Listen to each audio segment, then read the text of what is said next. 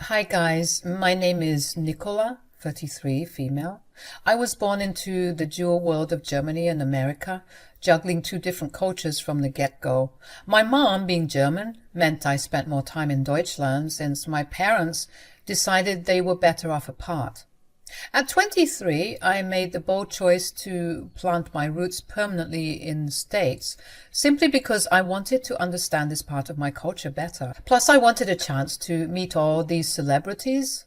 A girl can dream, right? Now, let's talk about my accent. Picture this. It's quite thick. It made me a bit of an oddball in the cultural melting pot, and the struggle to fit in was real.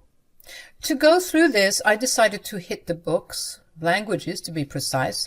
I figured if I could smooth out my conversational edges, life would be a tad simpler. So I enrolled in college and took languages as my course. College was where everything changed.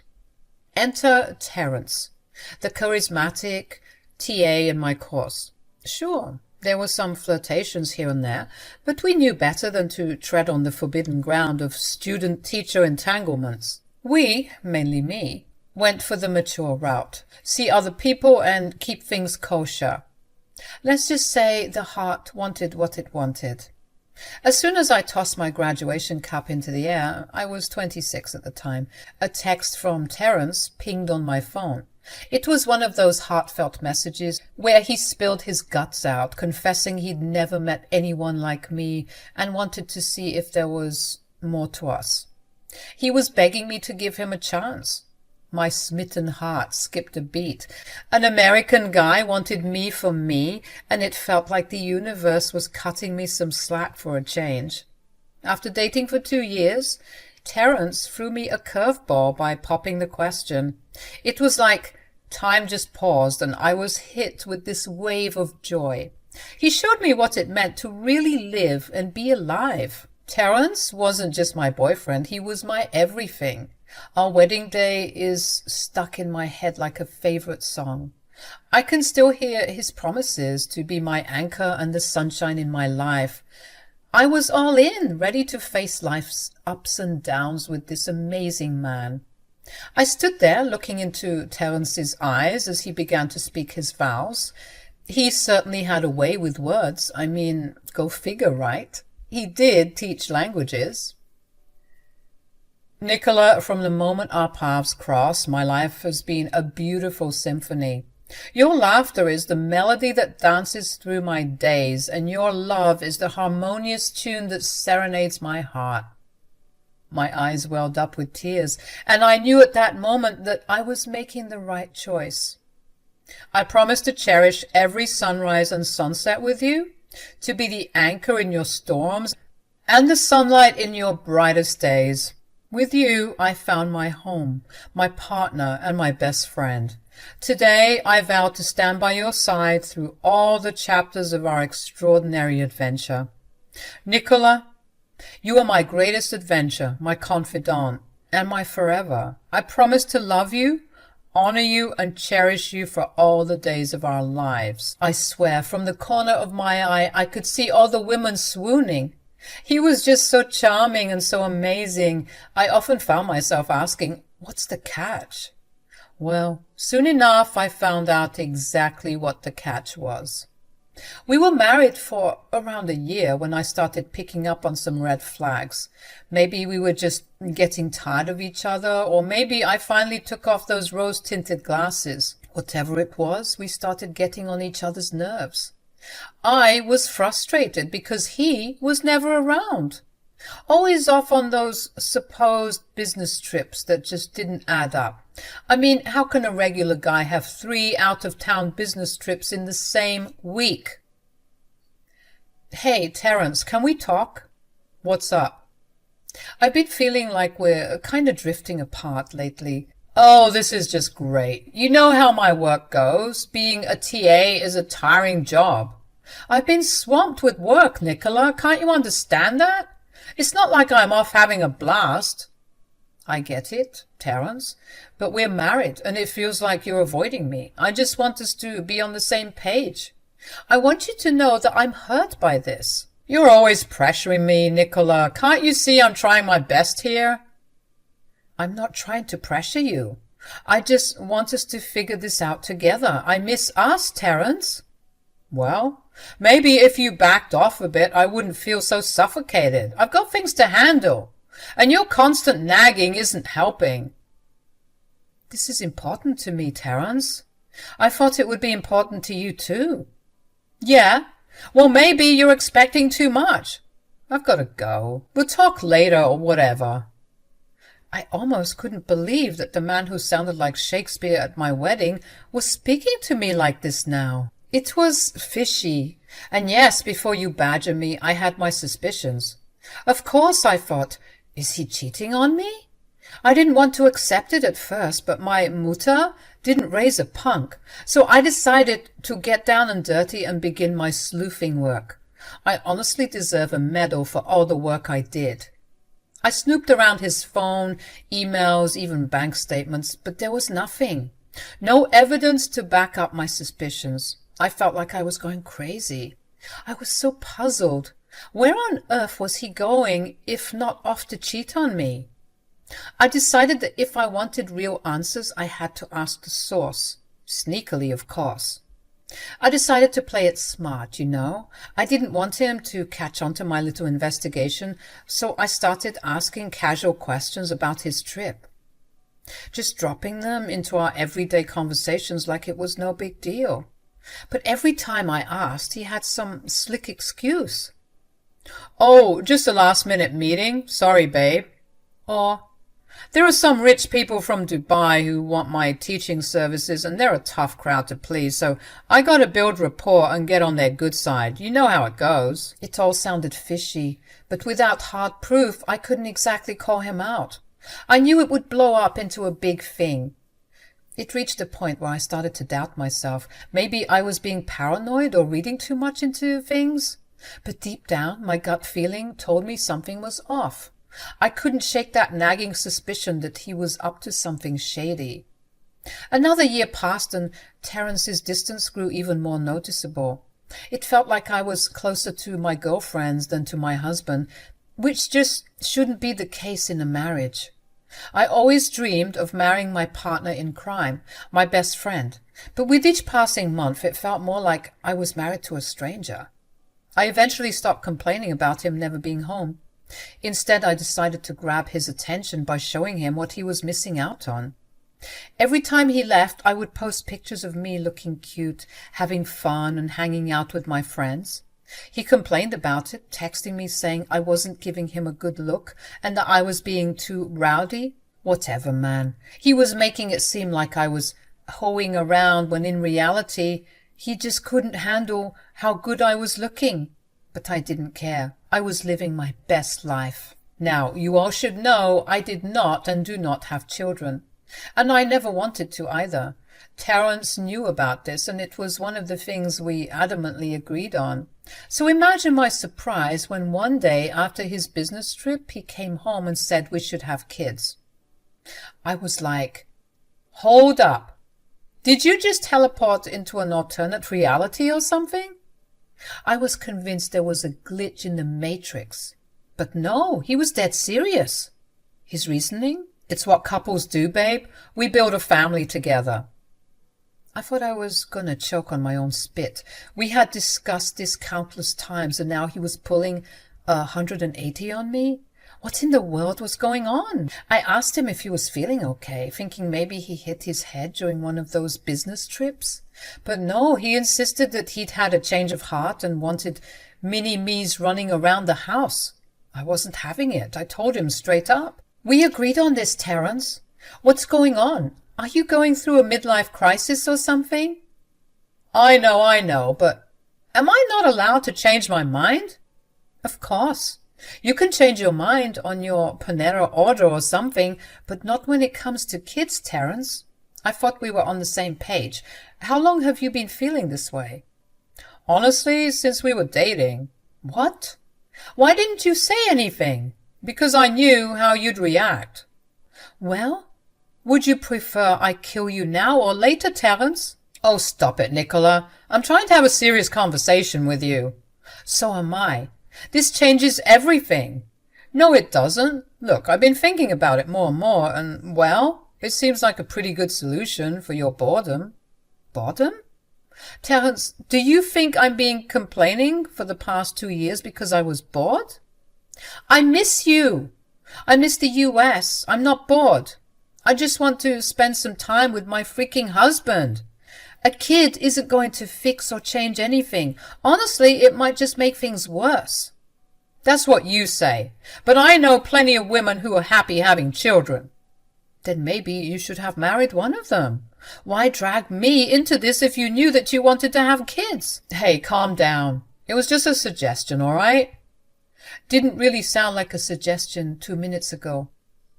Just drop it, okay? Forget I said anything. I have to go. What? You just got here. I just came to drop off my bags. I have to go to the office and grade papers. Well, when are you gonna be back? 2, maybe 3 a.m.? Unbelievable! And that, my friends, was the beginning of the end. The kid bomb he dropped hit me like a ton of bricks. I mean, seriously? We talked about this so many times, and not once did he ever express an inkling of doubt about our decision to be happily child-free. It was like he flipped a switch and I was left feeling utterly turned off by the person I thought I knew. As the months crawled by, our marriage turned into a disaster. I was growing more and more distant, just like him, and sticking around felt like signing up for a front row seat at a daily shit show. 4 years of this nonsense was my limit. So I did what any sane person would do. I dropped the D-word bomb and slid those divorce papers across the table one night after dinner. I was tired, so damn tired, of trying to salvage something that was clearly sinking. I'd be damned if I'd keep pouring love into a relationship where I was getting nothing back. And you know what happened? Suddenly, Mr. Not So Sure About Kids became Mr. Waterworks. Now he's crying and begging for me to stick around, claiming he can change, that things will be different. But honey, talk is cheap, and at that point, I was ready to cash out. It was honestly mind-boggling. This guy who had been emotionally missing in action for who knows how long suddenly broke down at the mention of divorce. It was like I flipped a switch, and now he was the one desperate to hold on. I couldn't help but roll my eyes at the theatrics. It was way too late for Waterworks. I'd been begging for emotional connection for years, and all I got was radio silence. Now, when I wanted out, he decided to put on a show. He wasn't begging for me. He was begging for the idea of me. The idea of having a wife, a companion, someone to fill the space next to him. Not because he genuinely cared about me or the relationship he had. But obviously, at the time, my stupid brain didn't know that, so guess what I did? I stayed. I forgave him, and I stayed. I laid it out plain and simple for Terence. If he wanted me to stick around, he had to show some genuine love and compassion. Honestly, I wasn't holding my breath because promises had been made before and they turned out to be as reliable as a broken clock. But surprise, surprise, he actually started to deliver. Terence became more thoughtful, around more often, and the spark that had fizzled out was reignited. I found myself thinking, there's my man. He was back and I couldn't have been happier.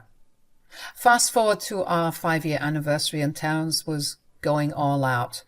He made it a point to leave work early to whisk me away to this special restaurant he was raving about. I was over the moon with excitement. The restaurant had this dreamy ambience that transported you to another world. Apparently, one of his co-workers introduced him to the joint, and it was slowly becoming my favorite place. We were having a great time, chit-chatting away, when our waitress decided to make her grand entrance. Now, this girl had been unusually familiar with us the entire night. She lingered at our table, laughing, joking with Terence, and I couldn't help but notice her glances our way. Call it a bit of jealousy, but mostly I was left wondering, why was she all up in our business? Terence, why is our waitress so comfortable with us? What? I hadn't noticed. Actually, come to think of it, she's mainly comfortable with you. Babe, you're being ridiculous. She's just super friendly. Okay, if you say so. Can we please go back to enjoying our dinner? Okay, fine. Just when I said that, I saw the girl coming over to our table. Hey there, how are you two lovebirds tonight? Sabine, we're fine. Just give us a moment. Sabine? That's my name, ma'am. Terence? Sabine, thank you so much for tending our table, but I think we're all good here. How does she know your name? Oh, that's because I know his Sabine, I said we're fine. Thank you so much for everything. But I haven't even read the special dessert menu for you two. It's okay. We'll have the cheesecake. Actually, I'd like to hear about the dessert menu. Please, Sabine? My pleasure, ma'am. She went on to tell us what was on the menu, and I noticed that my husband looked like he was sweating through his shirt. And finally, we have the Malva pudding, which is to die for. Terence knows all about it. Right. That will be all, Sabine. Thanks once again for everything. You can go now. Right away, sir. And I hope I don't come off as too forward when I say this, but I'm really going to miss seeing you and your little tyke coming in on the weekends. Whenever you guys are around, this whole place lights up. Terence started to choke on his water, and I almost had to check my ears to see if I was hearing right. Little tyke? What the hell are you talking about? Now the waitress girl looked confused. His kid, TJ, right? Oh, Terence, you have a kid. I can explain. Oh, I see that I've made a huge mistake. No, quite the contrary. You seem to know a lot about Terence, so please, why don't you go ahead and explain what you know? I think I'm needed in the kitchen.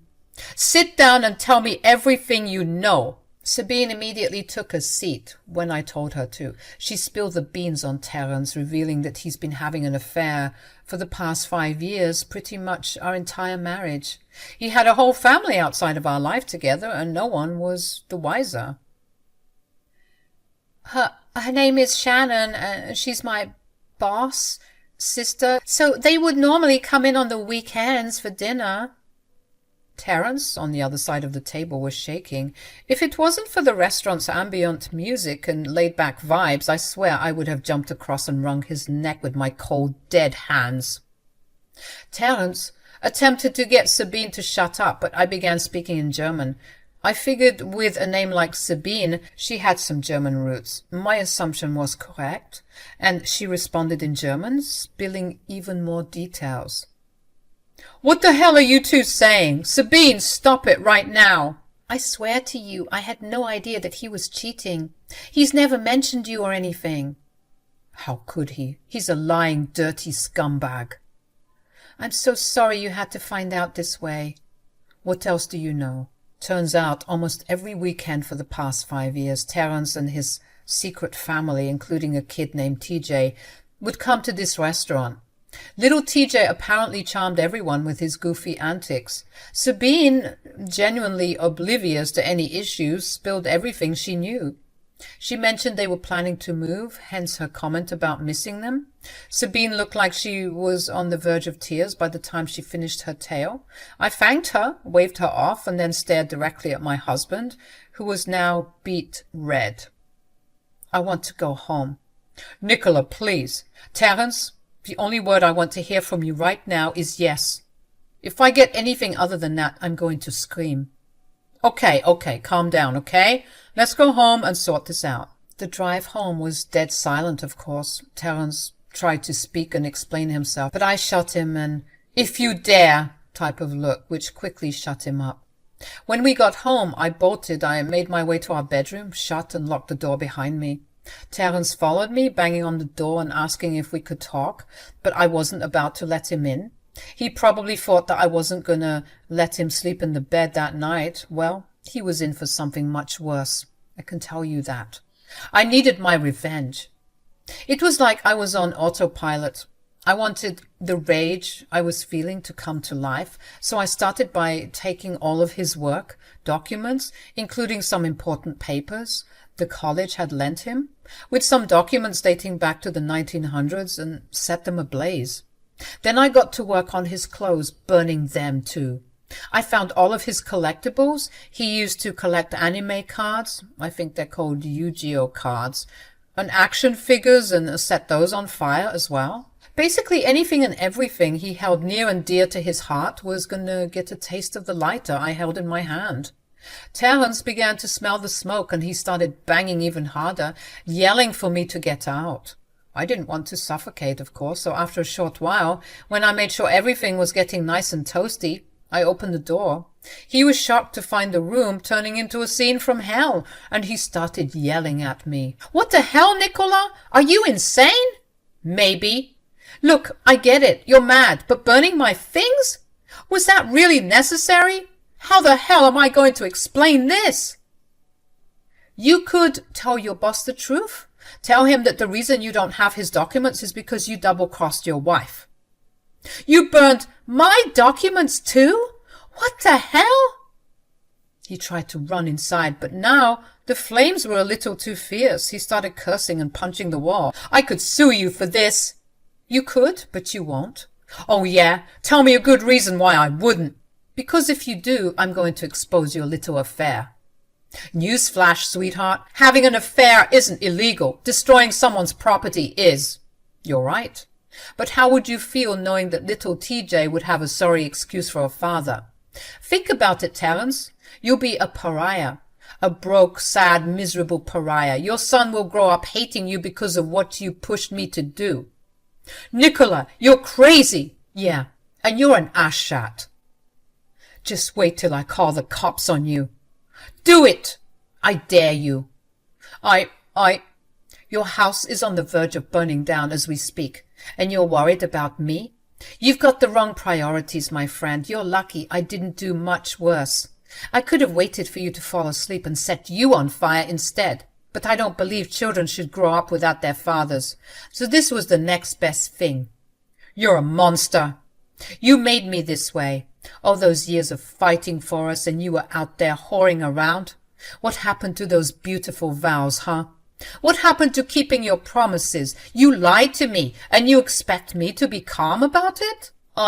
I'm sorry, Nicola. Please don't do this. I'll call the fire department and tell them it was my fault. We can fix this. I'm done. Call the department if you want to. You can even put the blame on me. But just know that if you do, I'll ruin your life.